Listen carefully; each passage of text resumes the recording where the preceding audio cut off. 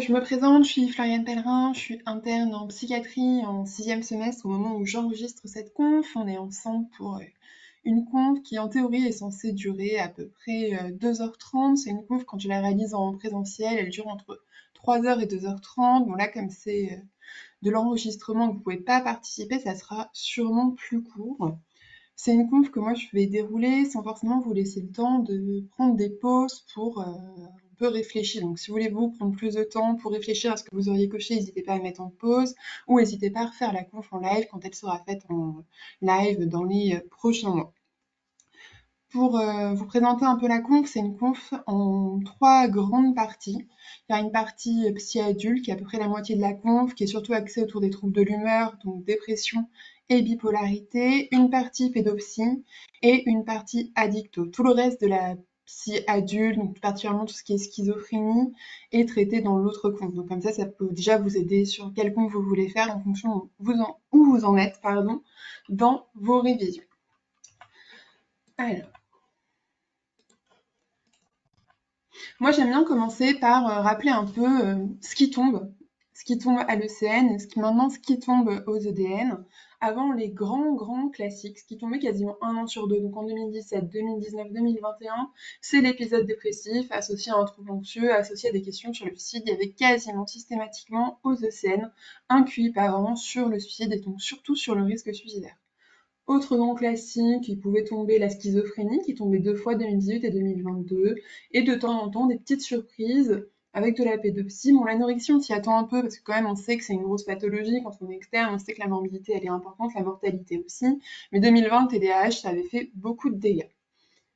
Maintenant, ce qui tombe, parce que ça, c'était avant, ce qui tombe en fait depuis qu'on a les nouvelles modalités de rédaction des sujets, que le comité de rédaction a changé, etc., etc. Ce qui tombe donc c'est des mini-DP, ce qui permet de traiter beaucoup plus en fait de petits chapitres. Donc il y a déjà eu pas mal de surprises pour les externes de ce qu'ils ont pu me raconter dans mes confs. Donc 2023 au concours 1, ce qui tombe c'est les attaques de panique, un mini-DP sur l'addiction au tabac. Une QI trouble anxieux généralisé chez l'enfant, je pense qu'il y a énormément surpris les externes. En fait, c'était pas compliqué, il fallait cocher comme chez l'adulte, mais sauf que quand on lit l'item, trouble anxieux généralisé, on se dit, oh là là, trouble anxieux généralisé, moi j'ai bien compris. Donc c'est une femme qui a 30-35 ans, qui est anxieuse sur plein de sujets, donc souvent elle est hyper inquiète sur ses gosses et sa carrière, et je mets des antidépresseurs. On n'est pas du tout prêt à ce qu'on me mette trouble anxieux généralisé chez l'enfant de 12 ans, tout cela en mode, qu'est-ce qu'il a fumé le rédacteur, en fait, c'est très simple, c'est les mêmes critères que chez l'adulte et on cochait comme si on aurait coché pour un adulte. Mais ça peut déstabiliser parce qu'on se dit, oh mince, j'ai pas lu un petit paragraphe, je sais pas, et je coche un peu n'importe comment, je panique et là je perds des points. Donc on va revoir un peu tout ça, toute la pédopsie dans cette conf pour qu'il n'y ait pas ces instants-là de panique et de je perds des points complètement. Anorexie, critères d'hospitalisation, c'est l'enfer à retenir quand on est externe, ça fait partie des trucs où c'est un vrai listing, un peu comme les critères de speed du palu, etc. C'est assez chaud, donc on va essayer de rendre ça un peu plus clair et logique dans la conf. Intoxication aux opiacés, traitement de bipolarité, ça c'était quand même plus classique.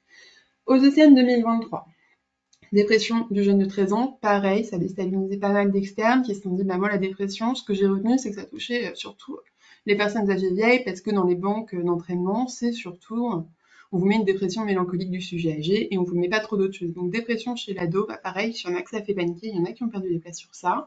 Des idées suicidaires, ça c'est assez classique.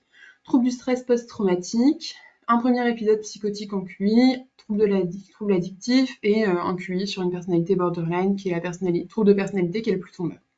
Aux EDN 2023, ce qui est tombé, donc à nouveau, vous voyez, il y a quand même pas mal de pédopsie qui s'infiltrent. On n'est pas sur les grands sujets que je vous détaillais avant. Un QI qui était vraiment dur. En tout cas, moi, je l'ai trouvé dur. Vous verrez en faisant les annales si vous le trouvez dur ou non. Moi, je l'ai trouvé dur. C'est trouble du comportement de l'enfant, idée suicidaire, trouble du sommeil de l'enfant et trouble somatoforme. Donc, vraiment très inattendu. Moi, j'ai toujours pas réussi à récupérer les sujets des deuxième session de DN. Donc, ça, c'est un enregistrement est fait en août 2024. Donc, j'ai évidemment pas accès au sujet du prochain EDN. Donc on verra bien ce qui va tomber, mais moi je m'attends en tout cas à ce que la pédopsie continue de tomber. La psychiatrie va évidemment tomber, ça tombe tous les ans, c'est jamais arrivé que ça ne tombe pas. Ce qui tombe, et ça avec les nouvelles modalités, c'est les petites matières. Donc, attention à l'addicto, attention à la médecine légale, violence sexuelle, c'est pas traité dans cette conf, mais c'est hyper important que vous soyez bien au clair sur ça, parce que c'est tombable, mais en plus on est sur un sujet de société très important à l'heure actuelle, donc ça renforce le risque que ça soit tombable, et la pédopsie, vous voyez, qui est très tendance. Alors, on commence par la psychiatrie adulte. Donc on commence du coup par les troubles de l'humeur et donc les mini-DP. On commence avec Madame S, elle a 35 ans, elle se présente donc à votre cabinet de médecine générale. Elle vous raconte qu'elle est effondrée en pleurs à son travail à plusieurs reprises cette semaine, ça l'a motivée à venir vous voir. Donc elle est cadre dans une banque, pas d'antécédents particuliers. Elle vous dit qu'elle a de plus en plus de mal à se concentrer suite à son divorce il y a 5 mois, ce qui engendre des conflits avec sa hiérarchie. À la maison, elle n'arrive plus à cuisiner, elle n'arrive plus à faire le ménage, elle va se coucher dès qu'elle rentre, elle a pris 5 kilos ces derniers mois. Elle vous avoue également penser à la mort depuis plusieurs jours sans pour autant avoir réfléchi à un scénario. Donc on va prendre 2 petites minutes quand même là pour se poser un peu sur l'énoncé. Donc déjà très important, quand vous lisez un énoncé, on se pose où est-ce qu'on est. On est dans un cabinet de médecine générale. Vous n'êtes pas aux urgences, vous n'êtes pas chez un psychiatre. Ça vous devez bien le prendre en compte. Qu'est-ce qu'elle nous raconte cette dame? Elle nous dit qu'elle est triste, elle est effondrée en pleurs à son travail plusieurs reprises cette semaine. Une dame qui n'a pas d'antécédents, ça c'est toujours hyper important de l'avoir en tête. Elle a des troubles de la concentration depuis 5 mois, donc les troubles ils sont présents depuis plusieurs mois. Elle a des conflits avec sa hiérarchie, donc on peut imaginer aussi qu'elle est plus irritable et que les troubles de la concentration, ils sont réels. Il y a un vrai retentissement, c'est pas elle qui un peu en rajoute. À la maison, elle n'arrive plus à cuisiner, elle n'arrive plus à faire le ménage, il y a une vraie entrave pour réaliser les gestes du quotidien. Elle nous dit qu'elle va se coucher dès qu'elle rentre. Donc vous allez se coucher comme ça, passer beaucoup de temps à bouger. Ça s'appelle de la clinophilie. Et on nous dit qu'elle n'arrive plus à faire des choses. Alors là, c'est pas très clair, on ne pourrait pas poser un diagnostic sémiologique précis, et je vous le demandais d'ailleurs pas, mais avoir en tête que des patients qui n'arrivent plus à faire les choses, il faut se questionner sur un trouble de la volonté, donc quelque chose qui serait du registre de la boulie. En plus de ça, donc il y a une clinophilie, peut-être une hypersomnie associée, on n'a pas l'information, et il y a une prise de poids. Au niveau de ces idées suicidaires, parce que penser à la mort, c'est une idée suicidaire, ce qu'on appelle une idée suicidaire passive, dans le sens où il n'y a pas de scénario. On ne pense pas à se donner la mort, mais on se dit ça serait plus simple si j'étais plus là. Souvent, c'est ça les cognitions qu'ont les patients. Mais là, en tout cas, là, il y a des idées suicidaires non scénarisées, sans urgence. Enfin, voilà, compléter un peu l'analyse, c'est mieux. À quoi on pense comme diagnostic? On pense à un épisode dépressif caractérisé, qui a une petites caractéristiques atypiques. Les caractéristiques atypiques, c'est je prends du poids et je dors plus. Ça, c'est la petite spécificité de la conf, c'est que c'est la seule question normalement qui est un peu hors programme. Pourquoi je fais volontairement ce hors-programme? C'est que les PU, particulièrement les PU à Paris, parce que je suis interne à Paris, donc je me base un peu sur ce que je connais, c'est des fans pour la majorité de la dépression et ils aiment bien faire de la sémiologie un peu fine. Et eux, ils adorent, enfin, voilà, se préciser les caractéristiques de la dépression et les caractéristiques atypiques, c'est quand même relativement fréquent. Donc, caractéristiques atypiques, je vous l'ai mis juste après, hypersomnie, hyperphagie, prise de poids. Si vous avez des caractéristiques-là, on pense à une dépression à caractéristiques atypiques. Pourquoi atypique? Parce que classiquement dans la dépression, au contraire, on a plutôt des insomnies et on perd du poids. Pourquoi on pouvait poser le diagnostic d'épisode dépressif caractérisé? Pour poser ce diagnostic, il faut une tristesse ou une anédonie pendant 15 jours. Elle, on sait qu'elle va mal depuis 5 mois. Elle nous dit qu'elle est triste. Donc ça nous suffit déjà pour avoir un peu notre critère A. Et à ça doivent s'associer différents symptômes, donc le ralentissement psychomoteur, des troubles du sommeil, des troubles de l'appétit, de la dévalorisation, de la culpabilité, de l'indécision, de la clinophilie et de la boulimie. La boulimie, c'est un trouble de la volonté. Je suis capable de me dire que je dois faire ça. C'est-à-dire que je sais que je dois prendre un rendez-vous chez le médecin, mais je n'ai pas l'énergie pour le faire et donc je ne le fais pas. Mais c'est pas un souci de programmation, c'est un souci de réalisation. C'est très important parce que c'est à différencier de l'apragmatisme, où dans l'apragmatisme, on ne fait pas les choses parce qu'on ne sait pas planifier. L'apragmatisme, c'est plutôt du registre de la schizophrénie. La boulimie, on est vraiment dans du registre dépressif. C'est très très très typique de la dépression. Une manière pour les patients de manifester la boulimie, c'est de dire tout est un effort. Et c'est vraiment ça, hein, quand on est déprimé, pour un patient qui est déprimé, je vous mets anxiété à prédominance matinale, un patient qui est déprimé le matin, il se réveille, il se dit, il a un peu la sensation qu'il doit gravir, vous voyez, l'Himalaya, quoi. Tous les matins, il se réveille, il se dit, il est submergé par cette montagne de choses qu'il doit faire, mais c'est des choses qui, quand on n'est pas déprimé, ça semble des petits riens. Moi, j'ai des patients qui étaient paniqués parce que le matin, il fallait qu'ils se rasent et qu'ils mettent une chemise.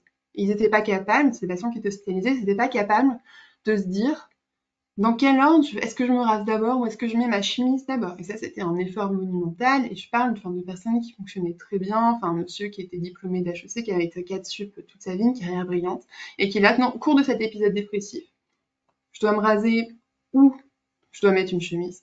Impossible pour lui de faire ce choix-là. Donc il mettait beaucoup de temps, il devait beaucoup l'étayer pour le faire, etc., etc. Comorbidités qui sont essentielles à rechercher, que vous devez toujours avoir en tête. On va venir vous chercher dans les dossiers d'épisodes dépressifs sur ces comorbidités-là, sur ces complications-là. Les idées suicidaires, c'est ce qu'on craint le plus sur un patient déprimé.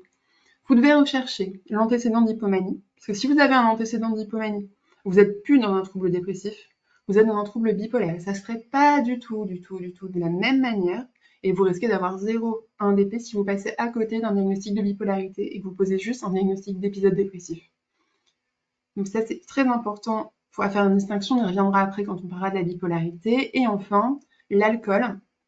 Pourquoi l'alcool? Parce que chez quelqu'un qui a un trouble de l'usage chronique de l'alcool, ça donne en fait une symptomatologie dépressive. Et c'est-à-dire que cliniquement, vous vous retrouvez avec un patient qui coche tous les critères que je viens de vous citer juste au-dessus, d'épisode dépressif caractérisé. Sauf qu'en fait, il consomme 2 litres de vin par jour depuis des années.